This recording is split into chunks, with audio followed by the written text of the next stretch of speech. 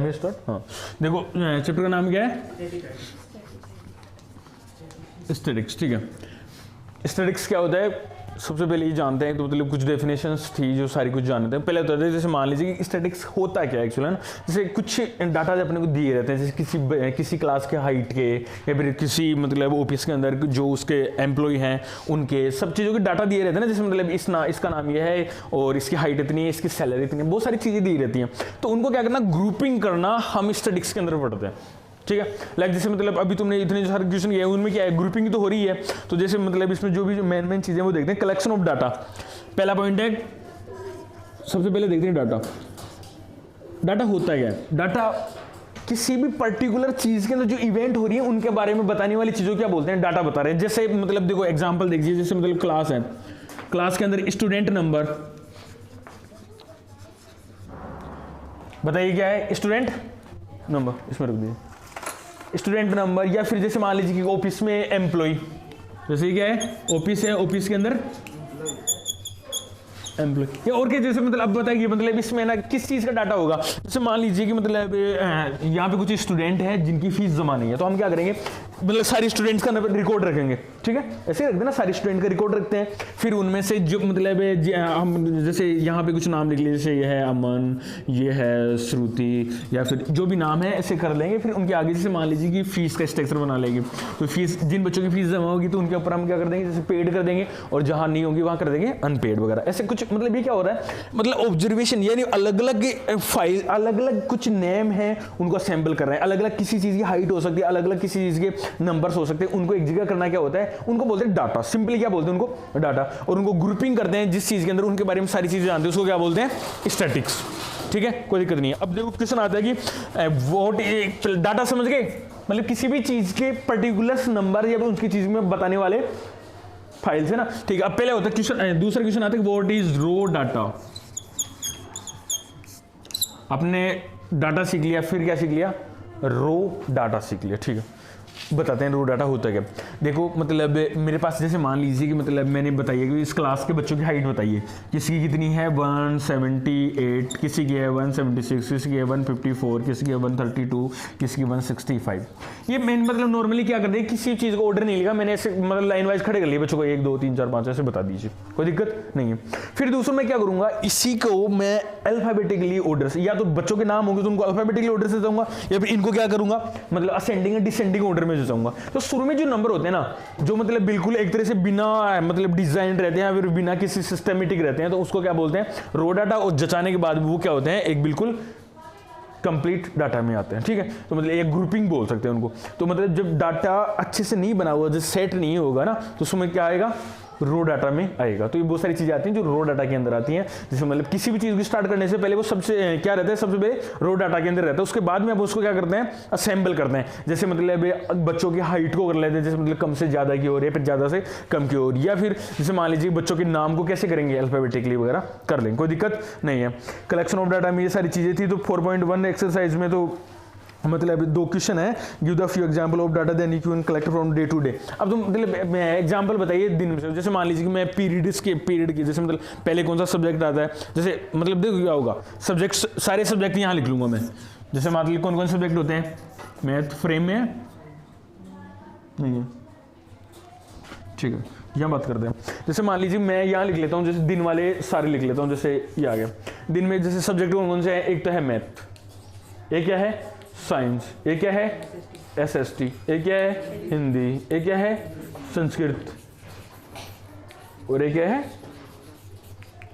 संस्कृत। ये सारे सब्जेक्ट है। ठीक है, अब देखो ये तो क्या है, नॉर्मली एक रो डाटा था जिनमें से था। अब मैं इनको क्या करूंगा, असेंबल करूंगा। जैसे पहला पीरियड किसका आता है, SST या फिर इंग्लिश, है ना, SST का मान लेते हैं। फिर दूसरा पीरियड साइंस या मैथ, फिर तीसरा पीरियड इंग्लिश। जैसे मान लीजिए आगे आता है, तो अब मैं इसको क्या कर रहा हूँ, ऑर्डर कर रहा हूँ। ठीक है, ऑर्डर के अकॉर्डिंग कर रहा हूँ। तो इस ऑर्डर को अपन क्या करते हैं, जैसे मान लीजिए बहुत सारे एक दिन में बहुत सारे एक्टिविटी कर सकते हैं। दोनों क्वेश्चन को अपन असेंबल कर सकते हैं। फिर आते देखो आगे प्रेजेंटेशन ऑफ डाटा, पॉइंट है प्रेजेंटेशन ऑफ डाटा। 2 चीजें इसमें देखो, प्रेजेंटेशन ऑफ डाटा के अंदर ही एक पॉइंट है रो डाटा, और प्रेजेंटेशन ऑफ डाटा समझ आ जाएगा तो रो डाटा समझ आ जाएगा तो प्रेजेंटेशन भी आ जाएगा, कोई दिक्कत थोड़ी है। जैसे मान लीजिए कि मतलब यहाँ कुछ नंबर लिखे हुए हैं, जैसे मान लीजिए मैंने बता दिया कि मतलब एक बच्चा 10 दिन में स्कूल कितनी बार आता है, ठीक है। तो मेरे को पता लगा कि वो पहले वाले 10 दिन में 6 दिन आ रहा है, दूसरे वाले 10 दिन में 7 दिन आ रहा है, फिर एक बार 3 ही आया, फिर एक बार 2 आया, एक बार आया ही नहीं, और एक बार 10 के 10 दिन आ गया। ये तो क्या है, सिंपल, इनको तो क्या बोल सकते हैं अपन, डाटा। क्या बोल सकते हैं, डाटा, कोई दिक्कत नहीं है। फिर क्वेश्चन आता है कि जैसे मान लीजिए कि मतलब ये नॉर्मली इनको डाटा बोल सकते हैं, इनको क्या बोल सकते हैं, रो डाटा बोल सकते हैं। यदि किसी चीज में अरेंज नहीं है तो हम क्या बोलेंगे, रो डाटा। रीजन मैंने बता दिया था, रो क्यों बोलते हैं। जैसे मान लीजिए रो का मतलब क्या होता है, रो का मतलब होता है अनअसेंबल्ड, है ना, ऐसे बोलते हैं ना कि जैसे मान लो कोई चीज बनाते हैं तो उसमें क्या होता है, अपन बोलते हैं कि इसका रो मटेरियल क्या है, जैसे टायर्स वगैरह, किसी भी चीज, कोई भी चीज देख लो, जो चीज बनती है उसको पहले के उसका रो मटेरियल आता है। रो मटेरियल का मतलब कच्चा माल, ठीक है। तो यहाँ पे कच्चा तो नहीं बोल सकते, अपने बोल सकते हैं अनअसेंबल, जो असेंबल नहीं हो रहा है, ठीक है।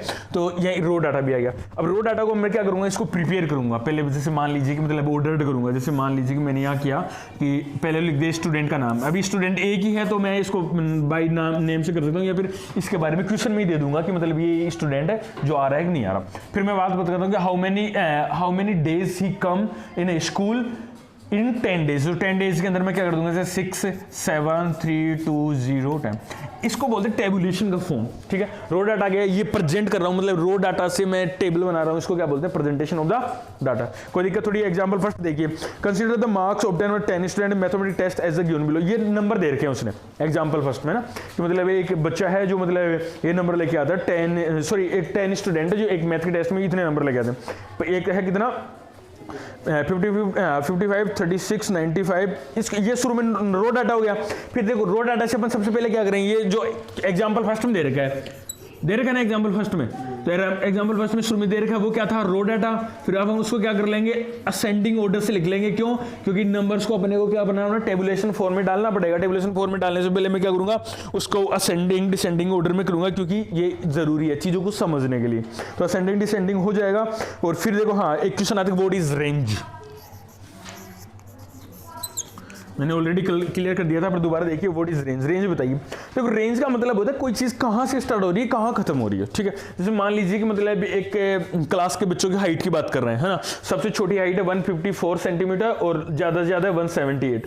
तो मुझे बताइए व्हाट इज रेंज। रेंज क्या होगी कि कोई चीजें, देखो मतलब मैं किसी भी एक इवेंट की बात कर रहा हूँ, इवेंट में अलग अलग यहाँ पे शॉर्ट इवेंट है, ये इवेंट हो रही है, मतलब इसके बीच में बहुत सारी चीजें होंगी। तो आप बताइए भाई इस इवेंट की रेंज कितनी थी, तो मैंने बोला सर इसमें मिनिमम 154 था, मैक्सिमम कितना था 178। तो इसकी रेंज होगी यहां से लेकर यहां तक, ठीक है।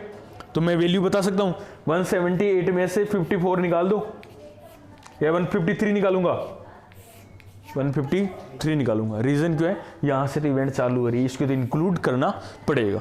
तो आपको पता लग जाएगा रेंज कितनी, रेंज आ जाएगी। तो ये रेंज हो गई। और इसके अलावा और कुछ पॉइंट थोड़ी है। देखो एग्जांपल है, consider the marks obtain by the out of 100 to 30 student. 30 student के द्वारा ये है। ये बोल रहा है कि पहला तो एक तो है फ्रीक्वेंसी सीखना अपने को, और दूसरा इसका टेबल का फॉर्म्स, ठीक है। देखो फ्रीक्वेंसी सीखेंगे तो अपने को टेबल का फॉर्म भी आना चाहिए। टेबल का फॉर्म कब यूज आएगा, जब टेबल बनाना, सॉरी फ्रीक्वेंसी का यूज कब आएगा, जब हम टेबल बनाना सीखेंगे।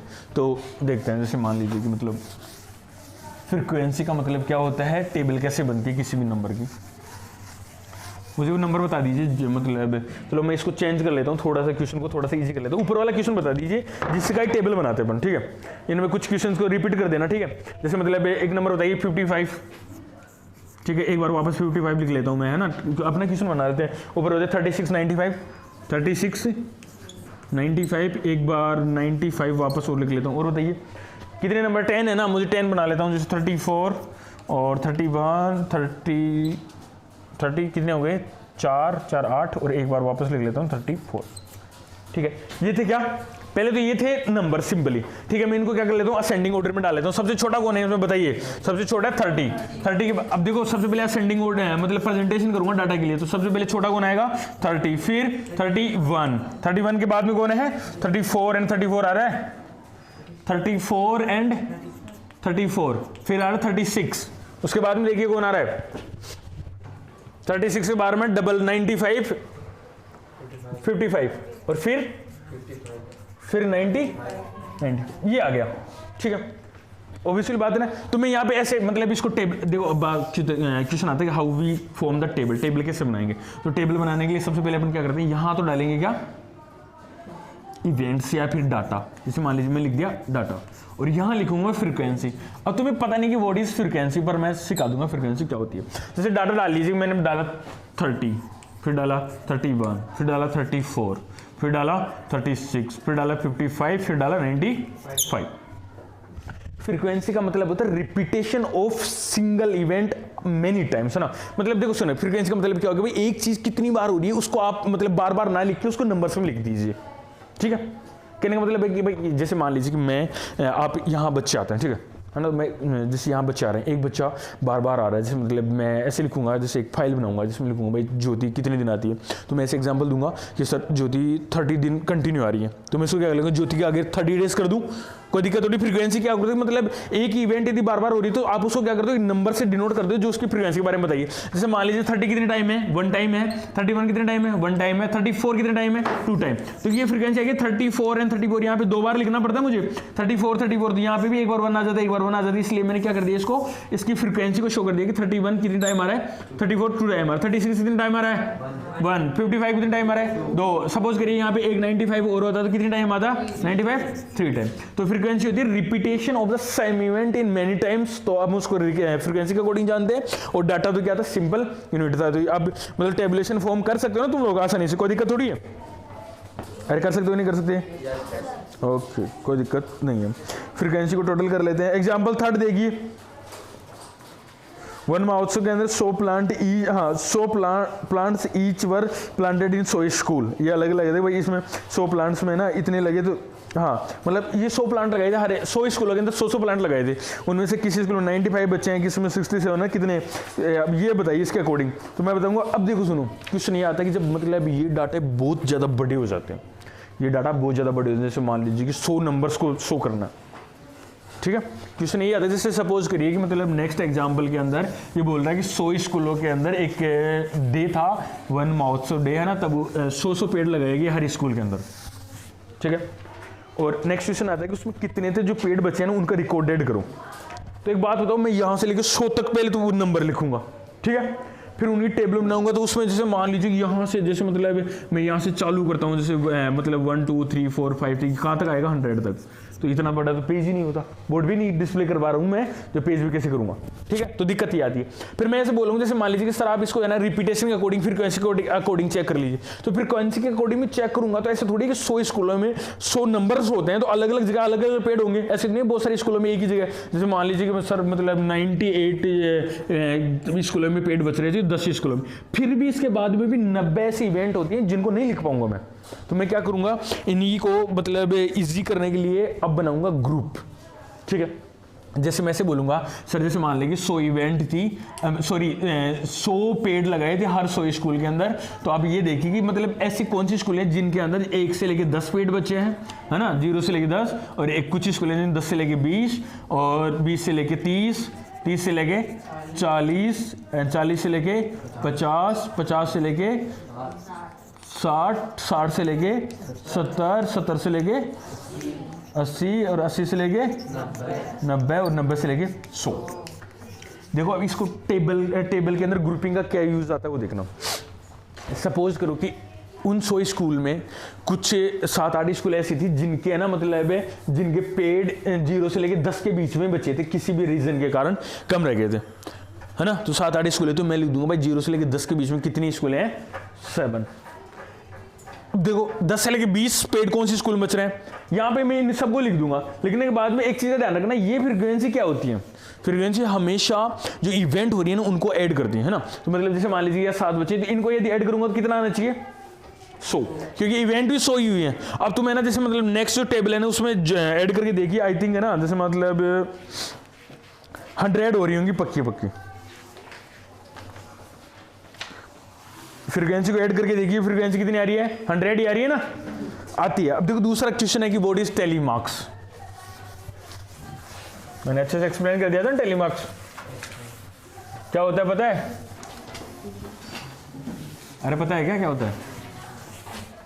नहीं पता? पता है कि नहीं पता? पता है, ठीक है, दोबारा देखते हैं। टेलीमार्क्स मैं चीजें क्या कर रहा हूं, काउंट कर रहा हूं, ठीक है। मेरे को यहाँ बैठा दिया गया और ऐसे बोल दिया गया कि सर आप एक मतलब जो बच्चे बाहर जा रहे हैं उनको रिकॉर्ड करो। मैं बोलूँगा पहला बच्चा गया 1, दूसरा बच्चा गया 2, फिर 3, या तो मैं ऐसे देखो पहले तो सिंपली क्या करूँगा, ऐसे लिखूँगा 1, फिर दूसरा बच्चा जाएगा तो मैं इसको क्या करूँगा साफ करूँगा, फिर लिखूँगा 2, फिर इसको क्या करूँगा साफ करूँगा 3। सपोज करिए मैं पेन कॉपी लिखूँगा तो थोड़ा हार्ड पड़ जाएगा ना, पेंसिल से साफ करो और फिर उसको मेजर करो। तो मैं इससे है ना एक थोड़ा इजी मेथड लेके आता हूँ। मैं बोलूँगा सर जब एक बच्चा जाए तो आप 1 नंबर लिख लो, दूसरा जाए 2 लिख लो, 3 लिख लो, 4, 5 ऐसे लिख लो, ठीक है, कोई दिक्कत नहीं है। सपोज करिए कि इसमें भी थोड़ी दिक्कत आ जाती कभी कभी, कैसे जैसे मान लीजिए कि मैं मतलब इस काम को छोड़ के कुछ दूसरा काम करने लग गया, ठीक है, और बच्चा चला जाता है, मैं उसको काउंट कर लेता हूँ, चल यार 1 लिख लेता हूँ और मैं मतलब उसको 1 रिमेंबर कर लेता हूँ, उसको बाद में लिख दूंगा, याद कर लेता हूँ और उसको बाद में लिख दूंगा। बट मैं थोड़ी देर बाद में वापस आता हूँ, ठीक है, और मुझे हो सकता है वो भूल जाऊँ उस कंडीशन के लिए, तो मैं क्या करता हूँ फिर मैं दूसरे तरीका अपनाता हूँ जिसके अंदर क्या बोला, जैसे मतलब ऐसे 4 नंबर है, ठीक है, मैं 4 तक लिख लूँगा, उसके बाद में 5 का सेट बना दूँगा, फिर 1 2 3 4 5 का सेट, 1 2 3 4 5 का सेट,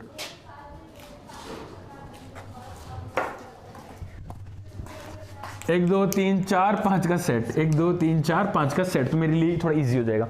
तो ये जो रिप्रेजेंट करते हैं ना इनको बोलते हैं टेली मार्क्स। अब टेली मार्क्स को रिप्रेजेंट पता कहाँ करते हैं, ये रिप्रेजेंट करते हैं फ्रीक्वेंसी के लिए, ताकि अपनी फ्रीक्वेंसी गलत ना हो। तो जैसे मान लीजिए कोई चीज़ है, जैसे मतलब इसी चीज़ को टेली मार्क्स में रिप्रेजेंट करते हैं कि भाई 20 से लेकर 30 जो प्लांट बच रहे थे वो कितने टाइम हुए, 3 टाइम। तो मैं क्या लिखूंगा 1 2 3, उसके बाद में देखो नेक्स्ट टाइम कितने हो रहे थे 14 के लिए 1 2 3 5 का सेट कर सकता हूँ ना, कोई दिक्कत थोड़ी है। तो तुम लोग यहाँ तक तो कोई दिक्कत नहीं, इसमें कुछ चीज़ें हैं वो अपन देख लेते हैं।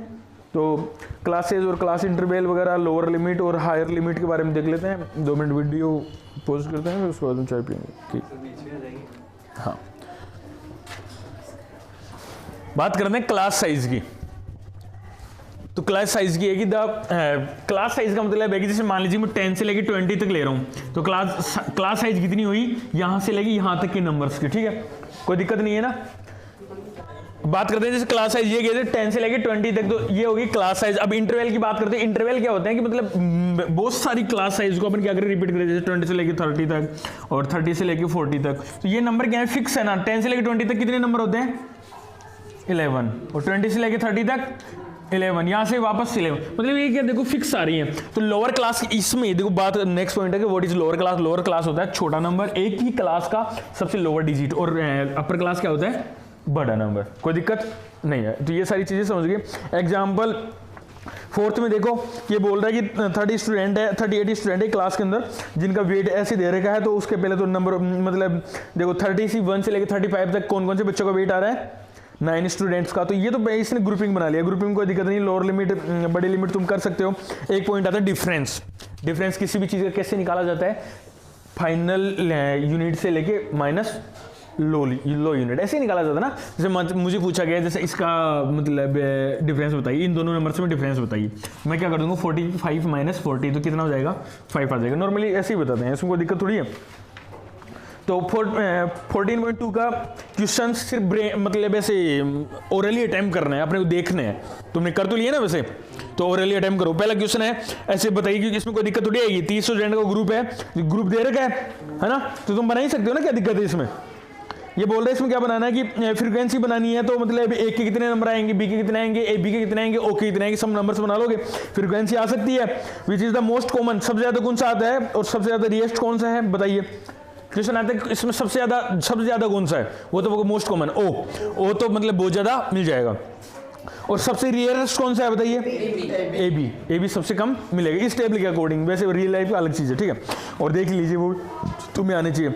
सेकंड क्वेश्चन है कि 40 इंजीनियर है जो मतलब इतनी दूर ही रहते हैं, ग्रुपिंग बना सकते हो, कोई दिक्कत थोड़ी है। तो इस क्वेश्चन को अटेम्प्ट करते हैं, फिर इसके बाद में देखते हैं graphical representation of the data.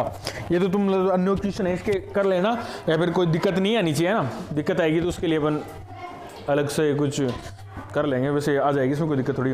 Graphical representation of data देख लीजिए, पहले देख लीजिए बार, मतलब पहले क्या देखेंगे ग्राफ।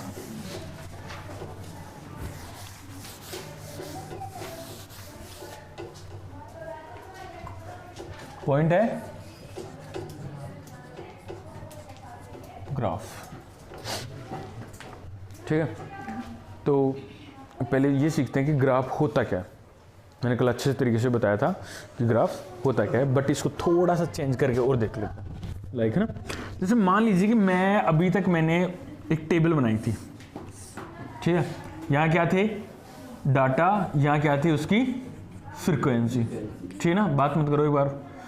तो मतलब यहाँ पे नॉर्मली मैं डाटा लिख लेता हूँ, जैसे 1 2 3 4 5। एक की फ्रीक्वेंसी थी 2 टाइम, 2 की थी 1 टाइम, 3 की थी 6 टाइम, 4 की थी 2 टाइम, और ये थी 2 टाइम, और यहाँ पे 6 की जगह मैं कर लेता हूँ 4। मेरे लिए ग्राफ बनाना इजी हो जाएगा, ठीक है।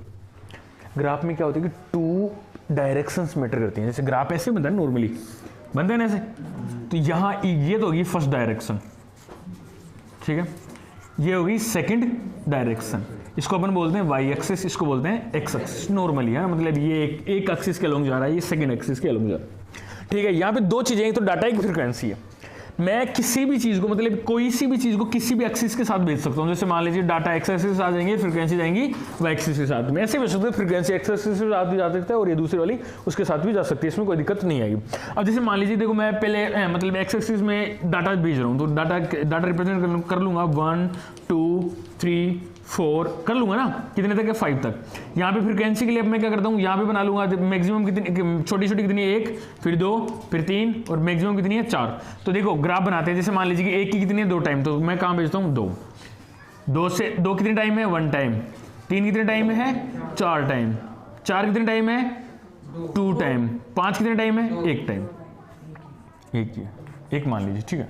तो ये हो गया ग्राफ का फॉर्मेशन। तो मतलब देखो ग्राफ क्या होता है, ग्राफ होता है मतलब जब 2 क्वांटिटीज की बात हो रही है, जैसे मतलब डाटा एंड फ्रीक्वेंसी की, तो उनको रिप्रेजेंट करने के लिए कौन आता है, ग्राफ आता है। ग्राफ अलग अलग टाइप में, ये तो था ग्राफ। अब एक आता है, देखो सुनो, ग्राफ कितने टाइप के होते हैं, एक तो होता है ग्राफ, ठीक है। नॉर्मली ग्राफ कितने टाइप के होता है, बार ग्राफ होता है।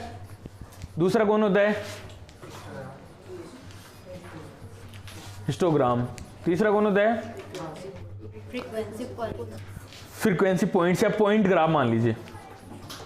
एक बार ये हिस्ट और पॉइंट दोनों भी एक साथ चलते हैं, कोई दिक्कत नहीं है।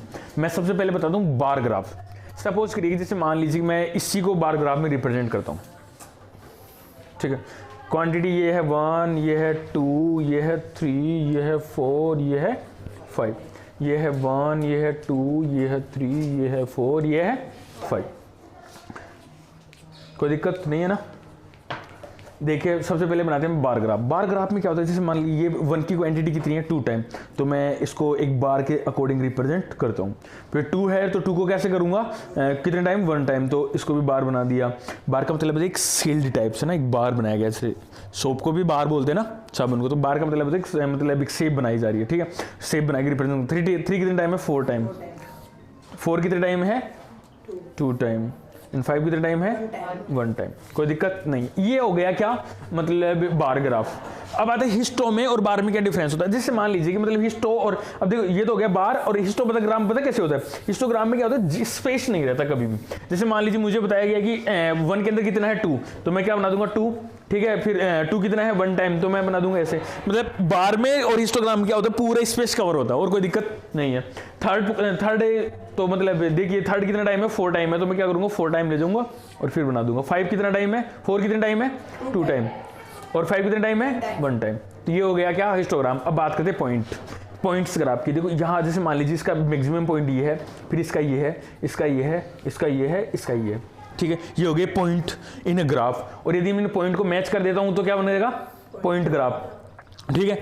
और यदि मैं इस हिस्टोग्राम को हटा दूं, सिर्फ पॉइंट रख लूं, तो क्या हो जाएगा, पॉइंट ग्राफ या फिर फ्रीक्वेंसी पॉइंट्स ग्राफ। या फिर जैसे मान लीजिए दोनों के एक साथ रखूंगा तो किसमें आएंगे, हिस्टो पॉइंट ग्राफ में आता है। तो ये सारे तुम्हारे क्या थे, ग्राफ थे, जो तुमने अच्छे से सीख लिए, उसमें कोई दिक्कत नहीं है। एग्जाम्पल्स तुम देख सकते हो। हिस्टोग्राम वैसे हट गया है, वैसे मैंने बता दिया, उसमें कोई दिक्कत नहीं है। फ्रीक्वेंसी पॉलीगन्स, ये पॉलीगन बनेंगे ना, या अलग अलग साइड्स के पॉलीगन बनेंगे। और तुमने अब बताइए कौन सा एक्सरसाइज कर रहे थे, 14.3 कर रहे थे ना तुम। आगे हो रही है एक्सरसाइज है ना, सेंटर टेंडेंसी हट गई ना, टेंडेंसी हटी नहीं हटी, मोड हट गया, मोड इसको बोलते हैं। और देख लेते कुछ पॉइंट्स, चलो रोक दो, इसमें तो इतना ही था, थ्योरेटिकल पोर्शन ही कवर करना था अपने को।